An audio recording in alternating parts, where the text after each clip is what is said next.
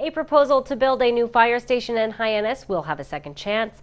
Beach stickers are now for sale, and Sandy Neck is gearing up for the summer season. These stories and more on this episode of Barnstable Today. It's Friday, May 30th, 2014. I'm Sarah Mannel.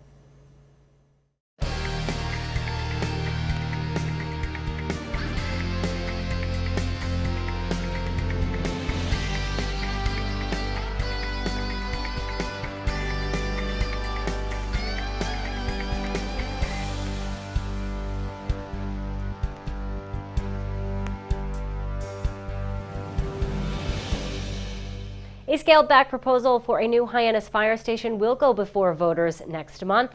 Voters rejected plans for a nearly $20 million facility in March. The fire district's building committee removed a third floor from the proposed station and agreed to sell 2 properties to help reduce costs. Those steps will reduce taxpayers' burden by about $3 million. While an exact time and location has not yet been selected, the vote will be held June 30th. Beach stickers are now on sale at the Hyannis Youth and Community Center located at 141 Bassett Lane in Hyannis. Residents can purchase stickers Monday through Saturday from 9 a.m. to 4 p.m. and Sundays and holidays from 9 a.m. to noon. Well, this week we traveled to Sandy Neck Beach and got an update from Beach Park Manager Nina Coleman. We share that interview with you now. Good morning, everyone. You are watching Barnstable this morning. This morning, I am at beautiful Sandy Neck Beach with Beach Park Manager Nina Coleman. Thanks so much for having us. Thank you for having me. I don't think there's a better assignment than coming out to Sandy Neck. No, there is not. Yes, we have so much to talk about. We just went through Memorial Day weekend. How was that weekend for you? Was it extremely busy, or? It was, yeah. You know, I've been managing the beach for a while, and I find that if they're projecting good weather many days out, people make plans, and that's what happened to the whole Cape, as I'm sure you know. So a lot of people did come from off Cape, and we had reasonably good weather. I mean, it was a little cold for swimming, per se, but we had a lot of campers on the beach. We had a very busy weekend. A lot of people purchased their stickers and, you know, bonded with folks they hadn't seen in a while. So we did have a really good weekend. So, it's so exciting. I can't believe it's time already to be back visiting the beach. Talk to me about, I know you guys have a snack bar that's opening. When is that opening, or did that open over the weekend? That opened over the weekend. It is called the Sandy Neck Snack Shack. They have excellent food. I do have to put a shout out to them. They let us try some of their food, and they do like a really fresh fish and then your normal like burgers and hot dogs and lobster rolls. So they're doing a really nice job up there. They're open on the weekends until the last third week in June, and then they'll be open every day of the week. Great. One thing I have to mention, I think now, and I am sporting one myself, you guys have a lot of new merchandise to help raise money to support the beach. And this is one of them, a really comfy sweatshirt. But one of the things that is so special about it is that you actually have a new logo for all of these t-shirts and stuff this year. Yes. Tell me a little bit about how the logo came to be. Well, the logo is something I've been trying to find one image that is Sandy Neck. And Sandy Neck is so many things to so many people. And so this winter, of course, we had a lot of snowy owl sightings.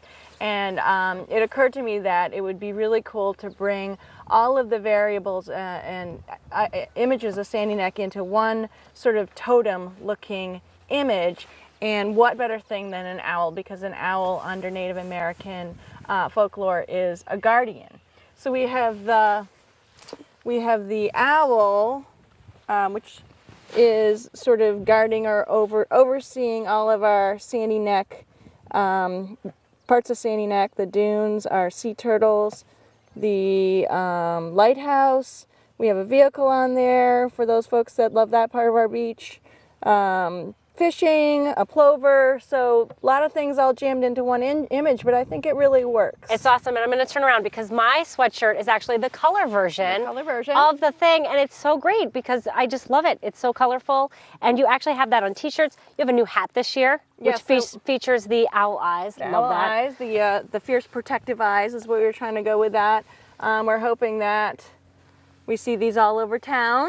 The new SNK. SNK was our logo before, and we want to kind of bring that old logo into the new logo. Sort of give it a fresh look and add those protective owl eyes on that logo. Protective owl eyes, yep. And then for folks who maybe aren't as crazy about the owl, we have the property of t-shirts and sweatshirts as well still. And you also one thing that I really love too, we didn't actually bring one out, but you also have the sticker t-shirts. So it looks like the Sandy Neck beach sticker on the t-shirt. So those are really cool too. We do that every year. There's a couple of things about that. I've been doing that for many years. It's just so you know, nobody really picks up on this, but it's always the same color as the Barnstable resident sticker. So brown this year, so it's a brown t-shirt.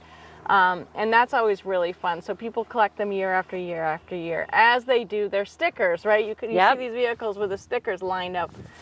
So that's a little fun fact. And then it's sticker number 1, and that's sort of my inside joke because everybody wants sticker number 1. So you can come and get a t-shirt. And that's right. And then you have sticker number 1. So those are great items. And tell me what do you do with those proceeds from the t-shirts and the hats and the stickers? Well, we are a revolving account, so all of those funds go back into the Sandy Neck program, which ultimately is going to fund our educational program, our Head Start Turtle program, our invasive species removal program. So it's a positive feedback loop, if you will. Great. So you can get a great thing to commemorate your summer here at Sandy Neck. Take it, wear a comfy sweatshirt, but also you're sort of giving back to the beach itself. You're giving back to the beach, yep. Love that. Also, you just mentioned the Head Start Turtle program. Let's talk a little bit about that. Tell me, how does that work? And I know you partner with some elementary schools in town.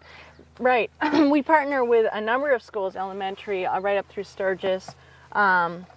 Sturgis West, well, one of the Sturgises. And what we do is in the summer when our diamondback terrapins are nesting, we collect a certain amount of those nests for head starting. So, Head Start is technically just giving the animals a boost. So what we want to do is collect those eggs, hatch them out. We farm them out to all these different organizations, mostly schools, but they are at the senior center as well, as I'm sure you know, and library, Sandwich Library. And those folks grow them. And really the goal is to make them big, because the bigger they are, the less things can eat them. So an animal that would be the size of maybe a $50 this time of year, if it's been head started, I got one right here. This is our Sandy Neck, and this guy's actually kind of small. They'd be this size. Less can eat this than a little tiny. Right. It's that simple, but it's a beautiful program. These guys are state listed endangered, and so we're helping the population out, and this is a precious population of these animals. So we're actually seeing returns from that. The number of females nesting is going up and up and up from this program. And we're also doing the educational piece with the community, the outreach with the community, and really and truly, like how to invest a kid in the Great Marsh. A turtle that they've named, they've raised, they watch grow, they've charted, they're learning some science there. Then they come as a group and release their terrapin into our marsh, and probably will never forget that experience. So nothing but positive with our Head Start program. This little guy will be released. Like I said, most of them are a little bigger than this guy. Had a little trouble getting going with the growth. But we'll be releasing him on June 9th. I think we wrote that June down. 8th, Sunday, June 8th at 5 p.m. Everybody's going to meet at the gatehouse, I think, and then you take a little bit of a walk. So you actually recommend that anyone who's coming for the event dress appropriately. What would you recommend that they wear? Yeah, well, it depends on the weather, but certainly the shoes are important. And bring some water. We're going to have to hike out over uneven terrain. Sunny, we need to get that sunscreen on, and the kids need to be prepared for a bit of a hike. So I do hope folks can come down. We have this animal plus a number of other ones that we'll be releasing. That we keep the ones that are not quite thriving. We being Sandy Neck and the Marine Environmental Affairs Department, and those are the ones we're releasing. Great, and then just so we know, are residents welcome if they maybe weren't participants in the Head Start program? Can they still come and watch the release? Absolutely, yes. Great, Definitely. So open to all. Open to all. Thank you so much, Nina. I really appreciate you inviting us to Sandy Neck. Like I said, I don't think there is a better spot to conduct an interview. So thank you very much. Thank you. My guest this morning was Sandy Neck Beach Park Manager Nina Coleman. For Barnstable This Morning, I'm Sarah Mantle. We'll be sure to tune in to our hour-long news program, Barnstable This Morning, weekdays at 7 a.m.